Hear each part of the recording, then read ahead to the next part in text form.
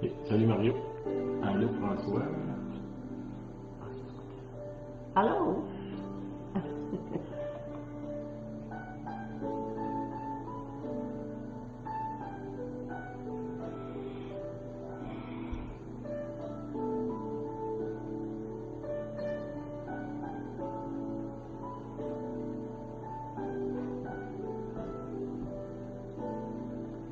Allô Geneviève.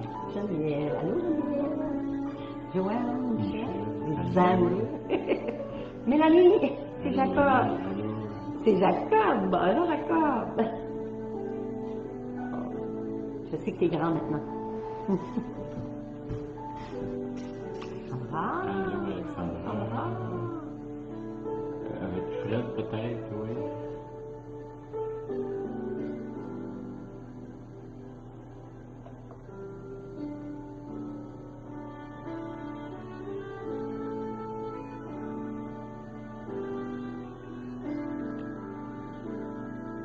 Allô Bonjour Diane. Allô Diane. Allô Diane. Cathy. Allô. Étienne. Les enfants, salut.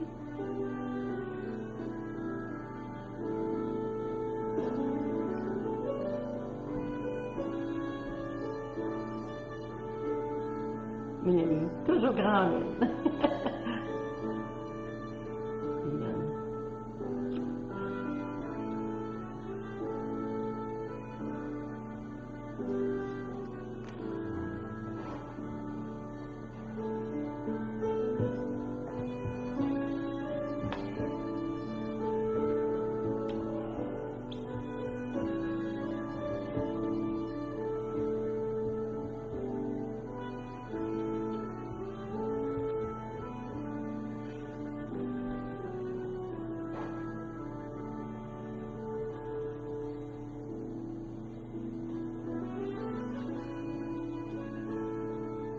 Marianne?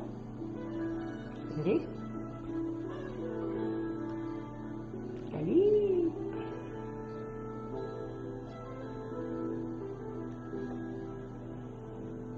C'est ça?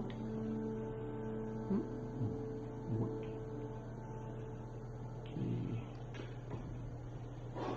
Caroline! Caroline, allô? Bonjour Bonjour les tout le amis. monde. Bonjour à nos amis. Je vais vous parler de choses que j'ai reçues cette semaine. Là. J'ai reçu un vidéo d'un ami, ceux qui ont fait le cours avec nous autres de construire votre maison spirituelle. C'est le frère qui a écrit ce livre-là en anglais. Nous, on l'avait traduit.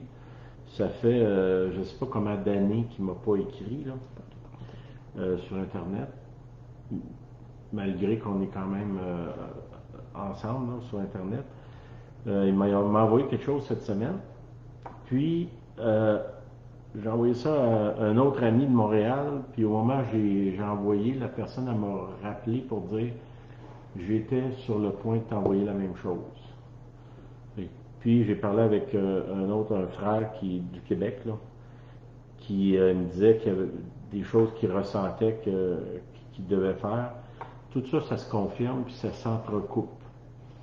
Puis aussi, ben, ce qu'on dit ce qu'on entend là, dans les nouvelles, moi je lis des nouvelles d'Angleterre, des États-Unis, du Canada, différentes places, différentes sources. Bon, je ne vais pas dans tous les détails, là, mais c'est peut-être un résumé de ça. Une des choses, c'est que d'ici à l'automne, là, on parlerait de fin d'août, septembre, jusqu'au mois de novembre, il y a un risque là, grand, j'ai quasiment envie de dire énorme, de rater dans l'économie. Qu'est-ce que ça veut dire? Des problèmes économiques, mais c'est mondial, c'est pas juste nous ici. Là. À quel point on va être frappé par ça, je ne sais pas, mais définitivement, ça va influencer ce qu'on vit, nos revenus, nos sources de revenus. Ce que je vous encourage, on a fait un vidéo, ça fait peut-être un mois sur les finances. Si vous fouillez soit dans YouTube ou dans Facebook, sur le site Najo, la page Najo de Facebook, vous allez le trouver. Si vous ne l'avez pas vu, prenez le temps de regarder, je pense que c'est important. Ça va affecter le travail, là, ben déjà, je pense que, à moins que vous vivez dans une cave, là, vous savez qu'il y a plusieurs secteurs économiques qui sont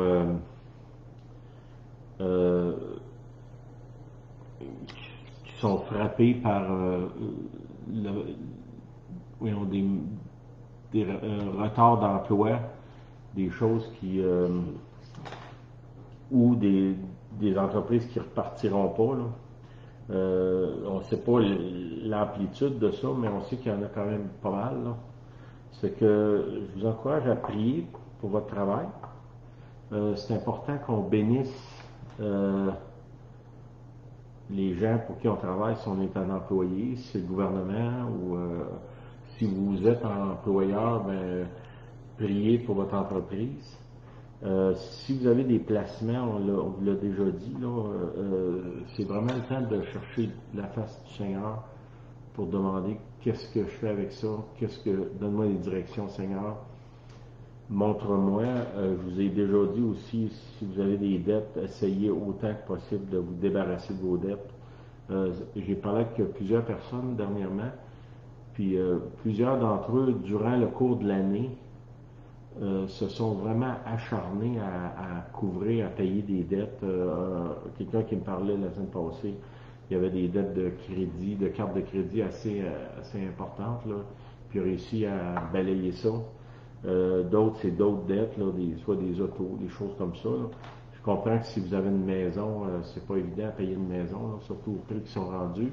Et mettons, si vous effacez les autres dettes, je pense que c'est quelque chose d'important. C'est plus qu'important, là, c'est crucial. On est dans un temps comme ça, d'une saison. On ne sait pas exactement ce qui va arriver, mais beaucoup d'indicateurs de sérieux bouleversements économiques. Plusieurs sources nous parlent de hyperinflation. Là. C'est quoi l'inflation? C'est que la valeur de l'argent qu'on a diminue. Ça veut dire que mon pouvoir d'achat diminue grandement. C'est que même si j'ai la même quantité d'argent, puis même si j'en aurais plus, ce que je peux faire avec, c'est de moins en moins. Puis je l'ai reçu de plusieurs sources, autant des gens qui ont eu des rêves prophétiques, des gens qui sont au courant de l'économie, des gens qui sont aussi en contact avec des grandes banques. Autant on pourrait dire au niveau charnel, terrestre, on l'a eu, qu'au niveau spirituel. C'est que je vous encourage à prier, réfléchir, faites-vous un plan, un programme. Si vous n'êtes pas capable de le faire, trouvez quelqu'un qui peut vous aider à mettre de l'ordre dans vos affaires. Je pense que c'est important à ce moment-ci, si on ne veut pas se retrouver avec des surprises parce qu'on a traîné. OK? Ouais, la négligence ou la procrastination, là, de remettre ça à demain, on fait ça demain. C'est important. Puis, tu sais, si vous avez une famille proche, une famille étendue, il faut réfléchir à ça. Parce que là aussi, ça pourrait vous affecter. C'est que l'exemple de si vous avez des enfants qui sont absolument pas bons en gestion, là, ben, s'ils se retrouvent chez vous du jour au lendemain parce qu'ils sont plus capables de payer leur loyer puis des choses comme ça, il faut que vous soyez capable de réfléchir à ça, qu'est-ce qu'on fait avec ça. Là. Je ne vous dis pas de dire oui ou non, là, mais de simplement réfléchir. Parce que il y a plusieurs secteurs qui vont être affectés. OK, je ne veux pas aller trop loin là-dedans. Priez, demandez au Seigneur, direction, fouillez dans... puis quand on dit ça, c'est pas d'avoir de la peur. Là. Je pense qu'on peut faire face à des crises, que ce soit des crises personnelles, émotionnelles, spirituelles, financières, tout en perdant pas les pédales. Là. C'est que si je commence à avoir des craintes, des peurs, ben je nourris pas ça. On marche par la foi, on marche avec Dieu. Ça, le fait que je marche avec Dieu, ça veut pas dire que je prends pas de décision, puis que je me planifie pas ma vie, puis j'organise pas mes affaires. J'ai le conseil du Seigneur, je peux prier, demander de l'aide. Des fois, on s'est mis dans le trouble nous-mêmes, ben c'est peut-être le temps de se repentir, demander pardon au Seigneur, puis demander des solutions à nos problèmes, ou des solutions avant d'avoir des problèmes. Là. Amen? OK. Seigneur, je prie pour nos amis ici, là, ceux qui sont en direct, puis ceux qui vont le regarder aussi par la suite, que tu puisses nous éclairer, Seigneur, dans les décisions, nous montrer qu'est-ce que tu nous demandes de faire, quels sont les gestes qu'on doit poser comme individu, comme famille, concernant des bouleversements qui s'en viennent dans les prochains mois, même les prochaines semaines. On pourrait dire que c'est déjà commencé, mais ça va s'amplifier. Ça fait que priez là-dessus, demandez au Seigneur, puis il n'y a rien qui arrive sur la planète que Dieu est surpris. Là. Fait que si je m'approche de Dieu, puis je suis connecté avec lui, je ne devrais pas, moi non plus, être surpris. Puis là, en plus, que là, je vous le dis, là, c'est que là, vous ne pouvez pas dire, mais je ne savais pas, personne ne me l'a dit. C'est qu'il est trop tard pour éteindre la TV puis faire semblant que vous ne saviez pas. Oui, être attentif, c'est bon. Attentif. OK. Aujourd'hui, je veux parler des étapes communes à une expérience spirituelle, 4 étapes finalement. Je pense que si vous me suivez depuis un bout, là, j'ai cette question-là. Comment ça se fait que quelqu'un peut être exposé à l'Évangile pendant des années puis pas être transformé pour changer? Puis ça, c'est une question qui me hante presque. J'essaie de trouver des réponses à ça. J'aimerais ça pointer les autres, sauf que l'affaire est, c'est que moi, j'enseigne des gens, je suis un prédicateur, je prie pour des gens, donc je suis une influence. Puis au travers de moi, des gens ont des expériences avec Dieu. C'est que je peux pas juste blâmer les autres. Là. Dans mon raisonnement, j'examine beaucoup ce que moi je fais. Fait que c'est pas un regard sur les autres autant qu'un regard sur moi-même. Je pense que je suis convaincu que l'Évangile, c'est la réponse à tous les problèmes de l'humanité, quelle que soit la source du problème, quel que soit le problème lui-même, c'est la réponse. Puis la question c'est comment ça se fait que le message que nous, on prêche, qu'on enseigne, n'a pas aussi d'impact que ce que Jésus faisait ou les apôtres. Hein? Je ne dis pas qu'il n'y a pas d'impact, mais dans mes attentes personnelles, je cherche à avoir beaucoup plus d'impact que j'en ai là. J'aimerais ça, comme je vous dis, blâmer les autres, là, mais ça, je peux pas me permettre ça. J'ai trop de travail à faire à m'examiner moi-même. OK? Fait qu'on va aller dans Marc, l'évangile de Marc, au chapitre 5. Je vais vous le lire, on va aller ensemble. Ça, c'est Jésus est avec les disciples, puis ils sont en bateau, puis ils s'en vont du côté est de la mer de Galilée, là, ou du lac de Tibériade, là, ça dépend comment. Il y a différents noms, ce lac-là ou cette mer-là. Ils arrivent dans un territoire qui sont pas, c'est pas des Juifs qu'il y a là, c'est plus des gens de notre tribu, là. Ça dit au verset 1, ils arrivèrent à l'autre bord de la mer, dans le pays des Gadaréniens. OK? Ou des fois, il y a un autre nom, il s'appelle Gérandénien. En tout cas, il y a deux façons de l'appeler, dépendant de l'évangile qu'on regarde. OK? Aussitôt que Jésus fut hors de la barque, Jésus sort du bateau, il y a quelqu'un qui court vers lui, qui sort des sépulcres. Hein, il vit dans les tombeaux. Il est possédé d'un esprit impur. Okay.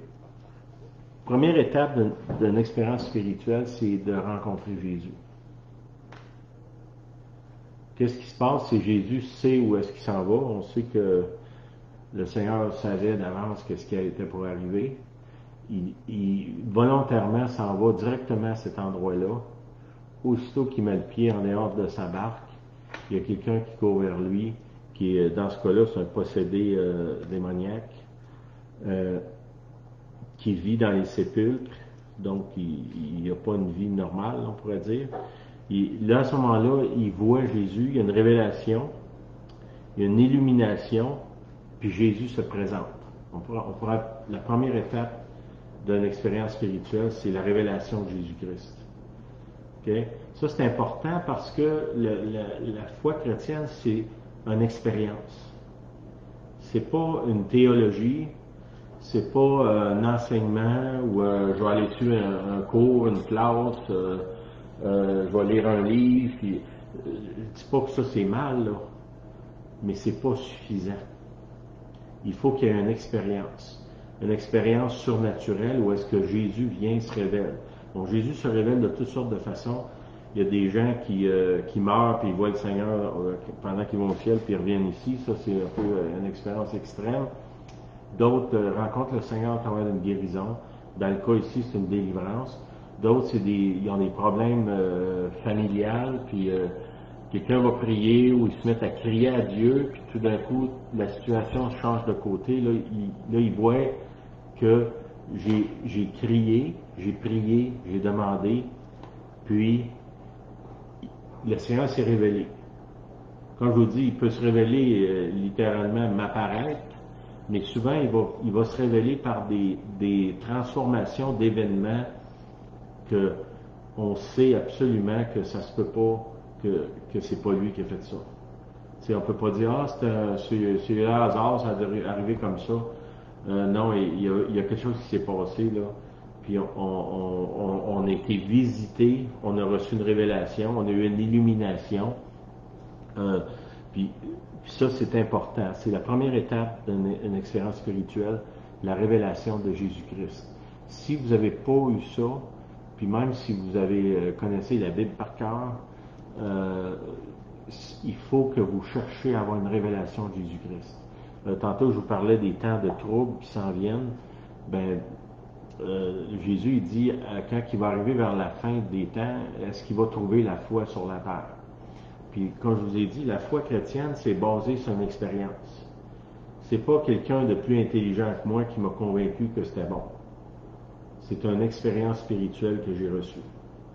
Puis, il faut que ça reste là, que ça, c'est le fondement premier de ce que Jésus a fait. Quand je vous dis, cette expérience-là, elle peut avoir toutes sortes de formes. Soit des prières, demander quelque chose au Seigneur, il y a une réponse qui vient. Ça arrivé, pour moi, ça m'est arrivé à quelques reprises, des gens qui priaient, puis que moi, le Seigneur me dit de les appeler au téléphone, puis de leur dire quelque chose, puis c'était ce qu'ils venaient de prier. Là, il y a quelque chose qui se passe. Tu pries, mettons, je demande au Seigneur quelque chose de très précis, puis immédiatement, quelqu'un me téléphone, puis il me donne la réponse. Là, c'est une expérience. D'autres fois, comme je vous dis, la personne est envahie de la présence de Dieu, comme s'il y avait des chocs électriques dans elle. D'autres fois, c'est une guérison physique. Il y a toutes sortes de choses, des visions, des rêves, des songes. Cette expérience-là, OK? Puis là, ce que j'aime dans le cas ici, c'est que ce monsieur-là que Jésus vient rencontrer, c'est, on pourrait dire, le cas ultime de quelqu'un qui est dans le fond du trou. Il y a plus rien qui fonctionne dans sa vie, là. Il n'y a plus rien. Puis Jésus arrive, il se révèle.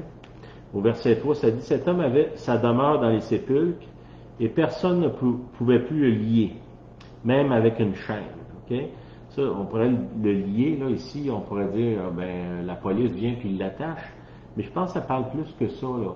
Les gens ne pouvaient plus avoir aucune relation normale avec lui. De le lier d'amitié avec lui, de le lier pour l'empêcher de se mutiler ou de mutiler les autres. Il était rendu au-delà des réponses ou des solutions humaines. Dans son cas, c'est un cas extrême. Peut-être que vous, je sais pas, moi, vos finances vont bien, mais dans votre vie de mariage, ça marche plus. Puis là, vous avez tout essayé, puis ça marche pas, ça marche pas. Un peu comme lui, même si d'autres interviennent, les autres humains essayent d'intervenir, ça ne fonctionne pas. Quand les solutions humaines ont failli, dans le cas ici, il y a des gens qui ont essayé de l'aider, ils ont même essayé de le retenir prisonnier, peut-être pour lui sauver la vie, parce qu'il voulait se tuer, je ne sais pas. Vous devez comprendre et croire qu'il n'y a aucune place que vous êtes tombé où est-ce que Jésus ne peut pas vous sortir de là. Amen. Il n'y a aucun péché, aucun traumatisme, quoi que ce soit que vous avez subi ou faites subir aux autres, il n'y a aucune place que Jésus ne peut pas te tendre la main et te sortir de là. Puis dans le cas ici, on voit, c'est un cas, j'aime ce cas-là parce qu'il est extrême. Lui, il n'y a plus rien. Ça dit au verset 4, « Car souvent, il avait eu les fers aux pieds et avait été lié de chaînes. Mais il avait rompu les chaînes et brisé les fers et personne n'avait la force de le dompter. Okay? Il se contrôlait plus, puis personne ne pouvait le contrôler. Puis tu sais, en relation, on rentre en relation avec des gens, ben il y a une forme de contrôle qui s'exerce.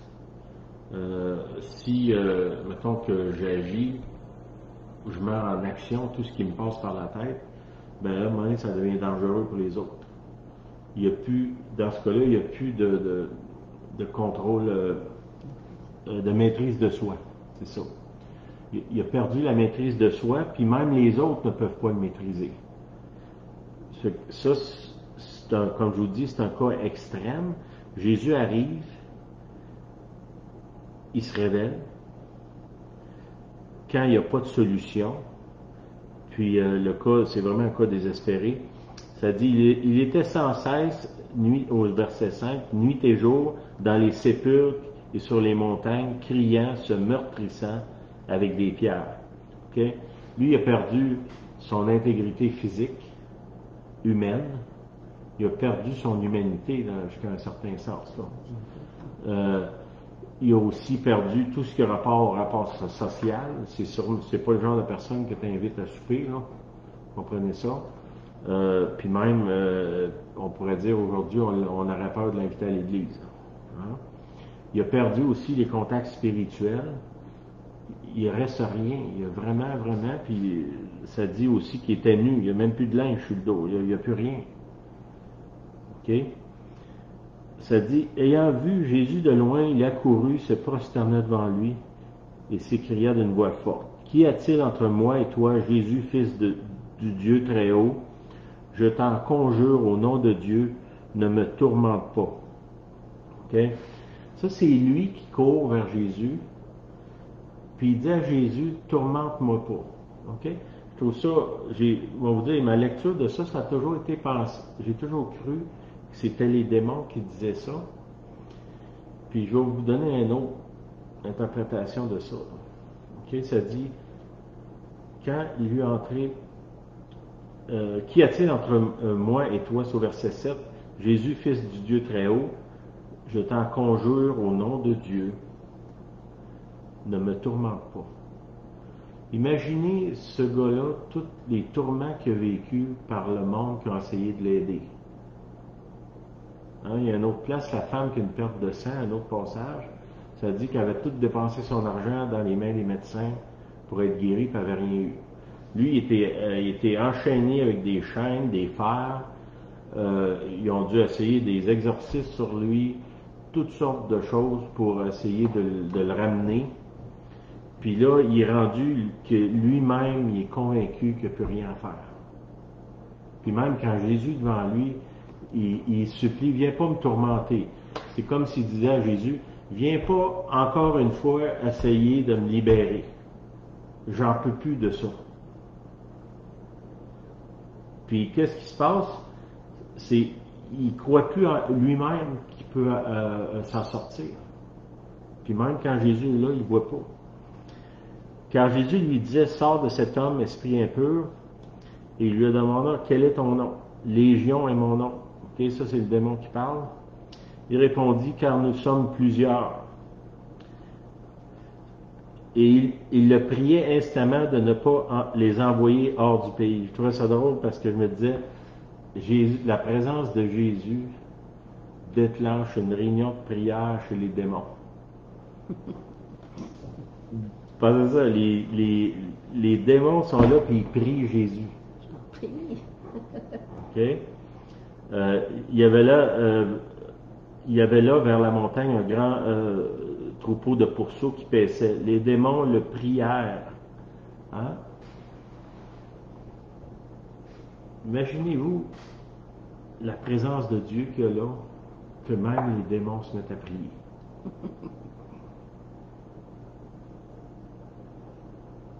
Je sais pas s'il est en train de provoquer un réveil chez les démons ou quoi, là, mais quand bon, c'est un passage que j'ai souvent lu, mais là, quand j'ai vu que les démons priaient, ça allait pas bien, là.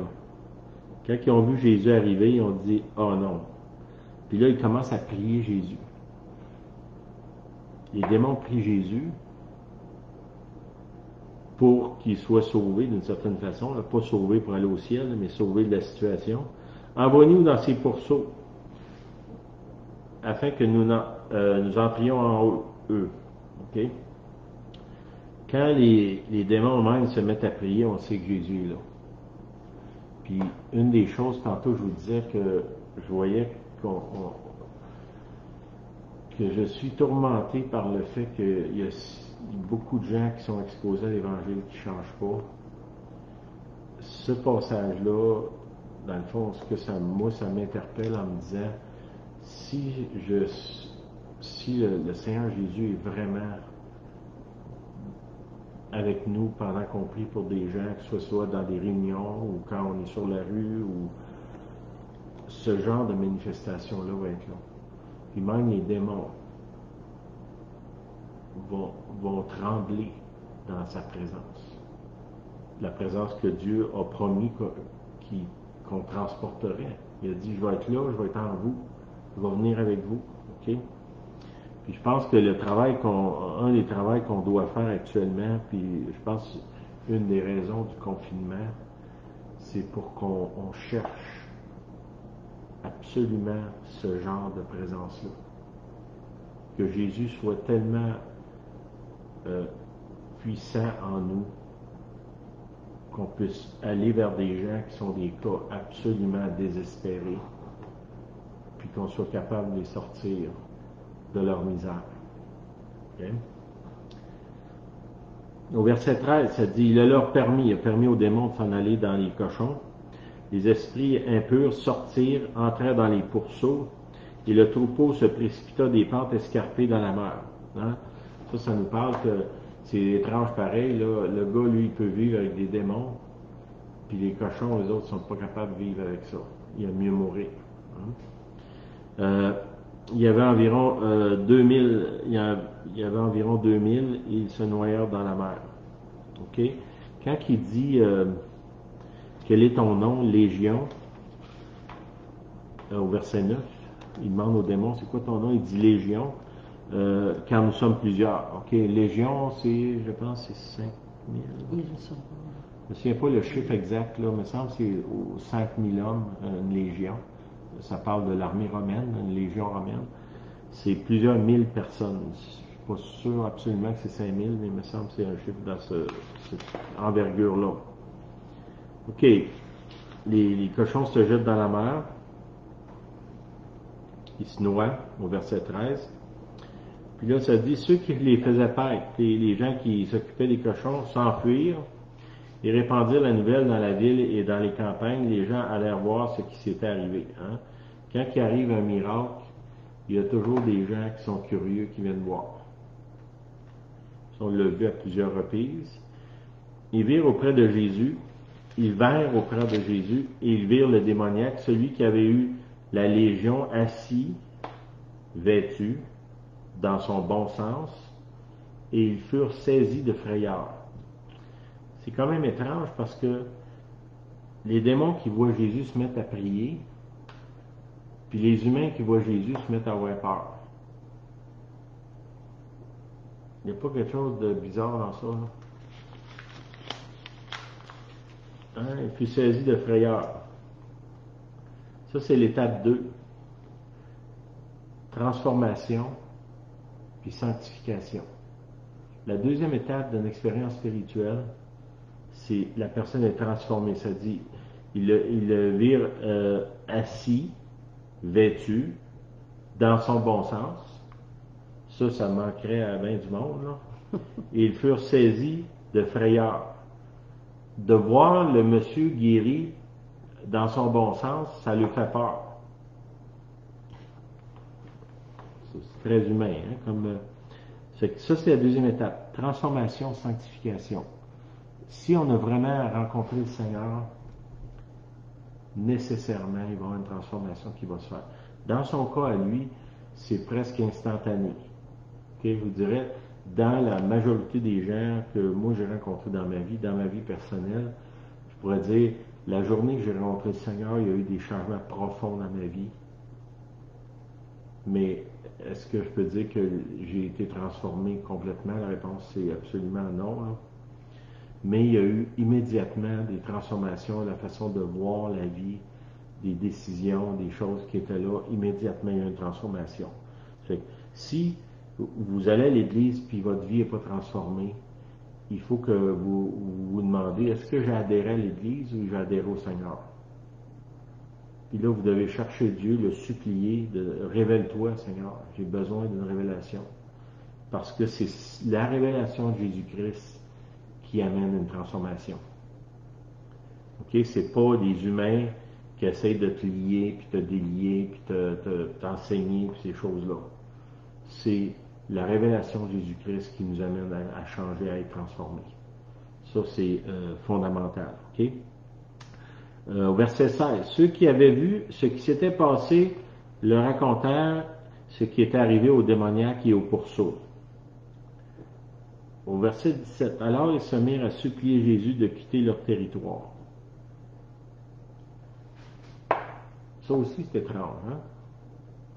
Que Jésus lui-même qui se présente fait un miracle extraordinaire. Puis là, les gens, au lieu de dire, viens-t'en en ville, on a plein d'autres malades, on a plein d'autres problèmes, des gens qui ont des problèmes, viens les guérir, viens nous aider au secours. Ils disent, non, je pense qu'on a mieux que tu ne sois pas trop autour de nous autres, là. Puis je peux vous dire, j'ai remarqué ça à plusieurs reprises dans ma vie, qu'on a vu des mouvements de Dieu puissants, qu'on était convaincu que ça attirerait plein de monde, puis c'est pas arrivé. Puis dans certains cas, même, ça les a éloignés. On a eu des manifestations de Dieu dans nos groupes puissantes à un moment donné. Puis il y a plein de monde qui sont partis. Ils avaient peur. Ils n'étaient pas à l'aise. Puis ils sont partis. Ils ne pouvaient pas nous demander de partir. Là, c'était nous autres qui louaient l'église. C'est qu'eux autres sont partis. OK. Les miracles de Jésus, ça ne produit pas toujours l'effet escompté. Qu'est-ce que je pense qu'il faut qu'on réfléchisse à ça, c'est que souvent on pense si Jésus ferait des grands miracles, il y a plein de monde qui se tournerait vers lui, c'est pas automatique ça. Il y a plein de gens qui vont dire étais-tu vraiment malade? T'es-tu sûr que c'est lui? Ça ne durera pas. Tout ce genre de raisonnement-là qui est là. Ce qu'on a besoin, c'est d'avoir, comme je reviens à la révélation de Jésus-Christ, qui nous amène une transformation. Okay? Au verset 18. Comme il montait dans la barque, celui qui avait été démoniaque lui demandait la permission de rester avec lui.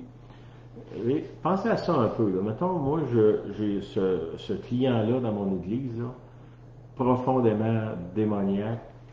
Il n'y a pas de linge, il n'y a plus de vie sociale, il n'y a pas d'argent, il n'y a pas de place pour vivre, il n'y a pas de travail, il n'y a rien. Puis, il est touché. Puis nous, ce qu'on ferait, c'est on dirait, ce gars-là a besoin d'un suivi, il faut qu'il aille en thérapie pendant des mois, là, parce qu'il part tellement de loin que on ne voit pas comment est-ce qu'il va faire pour s'en sortir si on le laisse là. Okay? Là, Jésus le touche, puis Jésus continue son chemin, puis lui, il veut suivre Jésus. Imaginez-vous l'expérience qu'il a eue, là. il a reçu quelque chose que lui-même avait perdu espoir de recevoir. Que tous les gens autour de lui avaient perdu espoir. Puis soudainement, il est transformé dans son bon sens. Il est revenu à la vie finalement. Puis tout ça, ça s'est passé dans une rencontre rapide, quelques heures, peut-être une journée ou deux, je ne sais pas, mettons quelques jours. Jésus a apparu dans sa vie, l'a profondément transformé. Puis là, il veut suivre Jésus. Au verset 18, comme il montait dans la barque, celui qui avait été démoniaque lui demanda la permission de rester avec lui. Jésus ne lui permit pas. Ça ne fit absolument pas avec la façon dont nous avons construit nos églises. OK? J'ai envie de soupçonner que Jésus l'a laissé dans les mains du Saint-Esprit. Je ne sais pas ce que vous en pensez, là. Puis la question est, est-ce que le Saint-Esprit, c'est un bon gardien de mon frère? Est-ce que le Saint-Esprit peut le conduire dans toute la vérité? Est-ce que le Saint-Esprit, c'est suffisant pour restaurer puis garder quelqu'un dans son bon sens? Puis souvent, on a, en tout cas moi comme pasteur, j'ai quasiment envie de penser qu'on a douté de ça, que finalement la personne a plus besoin de moi que du Saint-Esprit. Puis ça, ben, c'est pas vrai. On voit l'intervention humaine au début des passages, là, qu'est-ce que ça a donné? Ça n'a rien donné. Il y avait besoin d'une intervention divine. Puis il l'a eu. Puis on voit les fruits immédiats. Là, il vient, puis Jésus s'en va, puis il dit non, tu vas rester en arrière. OK? Nous autres, on ne ferait pas ça. On dirait que Jésus a confiance en lui-même, puis dans ses capacités de transformer les gens. Plus que moi, je l'ai, là. Hein? Nous, quand on a des gens de cet acabit-là autour de nous, on s'inquiète constamment, ouais, s'ils ne retomberont pas. Ici, ça peut être le cas de Jésus. OK. Jésus ne lui permit pas d'aller avec lui, mais il lui dit, va dans ta maison, vers les tiens, et raconte-leur tout ce que Jésus, le Seigneur, t'a fait, et comment il a eu pitié de toi. OK? La troisième étape d'une expérience, c'est qu'on est envoyé avec les habiletés d'être un témoin. Va dire ce qui t'est arrivé aux autres. Puis, on pourrait dire dans son cas à lui, va reproduire ce qui t'est arrivé. Tu as été libéré, tu as été délivré, tu as été transformé, va vers les autres. Et là, dans son cas à lui, il dit, va dans ta maison, vers les tiens, les gens que tu connais. Puis, je ne sais pas, si on regarde son comportement au début, c'est pas, me semble, je vois sa famille qui le voit arriver au loin, probablement que tout le monde est allé se cacher, là. En le voyant arriver. Puis il a dû peut-être avoir besoin de leur dire, hey, c'est moi, là, c'est correct, ça va bien, là, vous pouvez sortir de vos cachettes, là. Jésus les envoie vers les siens. Nous autres, on aurait aimé mieux peut-être se faire envoyer vers du monde qui ne nous connaissent pas, qui n'ont pas vu notre vie avant. Puis il l'envoie là. Ça, c'est la troisième étape d'une expérience spirituelle. C'est après qu'on a eu la révélation de Jésus-Christ, on a été touché, transformé, délivré, on est envoyé. Puis souvent, c'est pas nécessairement envoyé au loin. Ça veut dire, si j'ai une expérience comme ça ne veut pas dire que je vais devenir pasteur, prédicateur ou missionnaire. C'est juste, là, dans ce cas-là, il dit, retourne chez vous avec ta famille. Retourne dans ton ancienne vie, pas dans le sens de vivre comme tu vivais anciennement, mais vers les gens avec qui tu étais avant. Puis là, sois un témoin. Puis la seule façon vraiment d'être un témoin efficace, surtout avec les gens qui nous connaissent, c'est d'être transformé. C'est pas de prêcher. Puis ça, ben, lui, il a eu cette expérience-là, il a été transformé, il a un message, puis ce message-là, c'est lui-même. C'est pas un discours, c'est son expérience, son message. OK? Ça dit, il s'en alla et se met à publier dans la Décapole, c'est un ensemble de plusieurs villes, si je ne me trompe pas, c'est 10 villes qu'il y avait dans ce secteur-là, tout ce que Jésus avait fait pour lui. C'est assez simple, il n'a pas demandé d'écrire un livre de théologie, là. Il a dit, va dire aux autres ce que j'ai fait pour toi. C'est quand on a un témoignage, quel que soit votre témoignage, dites aux autres ce que Jésus a fait. Puis probablement que si vous marchez avec lui, il va faire d'autres choses. Il va vous guérir, il va vous toucher, il va au travers de vous toucher des gens. Puis le témoignage va dire aux autres ce que j'ai fait. Ben, peut-être au départ, il y a juste son histoire à lui. Puis là, après ça, il touche un autre que lui aussi est guéri, puis est transformé. Puis un autre que, je sais pas, moi, il n'y a pas d'eau dans son puits, puis lui, il prie, puis l'eau apparaît. Puis bon, toutes sortes de choses comme ça. Tout d'un coup, le nombre de témoignages s'accumule, ça devient une montagne. Puis son influence est de plus en plus grande, il devient une renommée. Tu sais, le gars qui a prié pour mon puits, là, il est en ville. Je suis certain que si tu as besoin, il peut faire quelque chose pour toi. Viens, on va aller le voir. C'est ça là, qui est envoyé. Puis même s'il ne court pas après les gens, quand tu as ce genre d'expérience-là, finalement, les gens courent après toi. Là. Toi, je sais, quand tu pries, là, il se passe des choses. Prie, toi. Prie pour moi. C'est ça qui se passe, OK? Ça, c'est la troisième étape. Il est envoyé avec des habilités pour être un témoin. OK? Le Seigneur dit, il va nous donner la capacité de guérir les malades, chasser des démons, faire des miracles. Ça, c'est des capacités. Mais ce qui va avoir le plus d'influence sur notre ministère, c'est une vie transformée. Puis ça, il faut qu'on ça soit au cœur de notre expérience. Ma vie est transformée. Je pense que Julienne, elle aime mieux que je sois transformé que je fasse des miracles. Parce que moi, transformé, je deviens un meilleur homme pour elle. Puis dans la vie au quotidien, ça va améliorer sa vie à elle. Le fait que je vais au village faire des miracles, puis que je reviens ici, puis que je ne suis pas transformé, que je suis encore colérique, puis impatient, puis bon. Je viens d'avoir plus désiré que moi, je sois transformé. Puis cette transformation-là, moi aussi, je vais aimer mieux ça. Tu sais, quand tu es transformé, tu causes moins de dommages autour. C'est pas vous autres, là, mais quand je pense à ma vie, combien de dommages que j'ai créés dans la vie des autres parce que je n'avais pas été transformé. Puis il y a encore aujourd'hui des choses qui ne sont pas transformées, qui ont besoin de l'être. Puis ça, à la fin, tu sais, au ciel, il n'y aura pas de miracle. Il va juste avoir nous autres. C'est qu'est-ce qu'on va déjà être transformé en son image. Hein? Ça dit on est transformé de gloire en gloire, comme par le Seigneur, l'Esprit. Là. OK.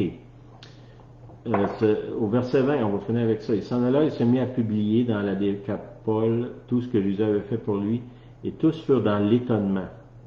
Okay? Les gens le connaissaient, il était connu, puis là, ils ont vu qu'il était transformé. Okay? Ça, c'est la quatrième étape, c'est quand l'expérience devient un style de vie. Okay? Ça, c'est quelque chose qu'on a vécu souvent. On a prié pour des gens, pour des transformations dans leur vie, que ce soit au niveau physique, émotionnel, spirituel, relationnel, puis ça en est resté là. Ils ont eu une expérience, ils ont eu une transformation, ils n'ont pas décidé de marcher dans ça, puis c'est pas devenu un style de vie. Vous Fait que l'expérience, finalement, elle s'est perdue. Puis la plupart du temps, elle va se diluer, puis elle va se perdre. Parce que c'est pas devenu un style de vie. Il faut que l'expérience que vous avez avec le Seigneur vous pousse à embrasser le style de vie que Dieu a pour vous, puis que ça devienne un style de vie au quotidien. Je ne marche pas avec Dieu le dimanche matin, là, je marche avec Dieu à tous les jours. Constamment. Est-ce que ça veut dire que moi, je suis toujours dans l'ordre? La réponse est non. Mais définitivement, je recherche à être dans sa présence, puis à marcher dans ce qu'il me demande. L'obéissance, puis aussi à chercher c'est quoi la demande du royaume. Tu sais, vous avez entendu ça déjà, que ferait Jésus à ma place? Hein? Puis la plupart du temps, il ne ferait pas ce que moi je fais. C'est qu'il faut que je m'aligne ma vie, tout ce qui est à moi, avec le royaume, puis que ça devienne un style de vie. Que c'est tellement enraciné dans moi que ça devient naturel. Que j'ai plus besoin de me forcer pour le faire, c'est rendu naturel. Parce que je l'ai adopté comme style de vie. OK, je vous laisse avec ça. Les 4 étapes d'une expérience spirituelle. C'est important de le faire si vous avez été élevé dans l'Église. Des fois, on est élevé dans l'Église, puis c'est ce qu'on connaît, on fait ça, puis on n'a pas eu vraiment d'expérience avec Dieu. Recherchez une expérience. Demandez au Seigneur, c'est-tu vrai que tu existes? C'est-tu vrai que tu fais des miracles? C'est-tu vrai que tu guéris? C'est-tu vrai que tu peux changer quelqu'un à ce point-là? L'exemple de ce monsieur-là, le démoniaque de Gérasie. Est-ce que, Seigneur, c'est vrai? J'aimerais ça le voir. J'aimerais ça l'expérimenter. Révèle-toi à moi, Seigneur. J'ai besoin d'avoir une révélation. Puis, les gens autour de vous, vous avez des chrétiens que vous sentez qui n'ont pas la vie de Christ. Priez pour eux autres qui reçoivent la révélation de Jésus-Christ. C'est fondamental. Il n'y a rien d'autre qui va nous transformer que ça. Moi, j'ai perdu espoir d'enseigner des gens à mieux se comporter. Si ça ne vient pas de Jésus-Christ, ça reste une lettre morte. Les gens vont dire, oui, je le sais, mais ils ne le font pas. Ils ne sont pas capables.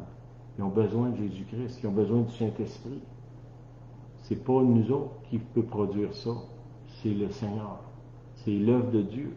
Hein? Vous savez pourquoi ça s'appelle l'œuvre de Dieu? C'est parce que c'est l'œuvre de Dieu. C'est son œuvre. Le Seigneur dit, je bâtirai mon Église. Puis il faut que ça vienne, qu'on revienne à que c'est lui qui bâtit l'Église. Puis pensez à ça. Ce monsieur-là, qui a une vie complètement démolie, puis aussitôt qu'après que Jésus a passé, il dit, c'est correct, tu peux y aller par toi-même, ça va être bon. Si c'est pas Jésus qui bâtit ça, ça ne durera pas 10 minutes. Si c'est Jésus, il a déjà son pied dans l'éternité. C'est ce que nous, on a besoin aussi. On n'est peut-être pas dans un état aussi pitoyable que ce monsieur-là, ou visiblement pitoyable que ça, mais si on est sans Jésus, on est dans la même situation. Puis on a désespérément besoin d'être touché par le Seigneur. OK, je vous laisse avec ça. T'avais-tu quelque chose? Je peux peut-être ajouter une petite chose.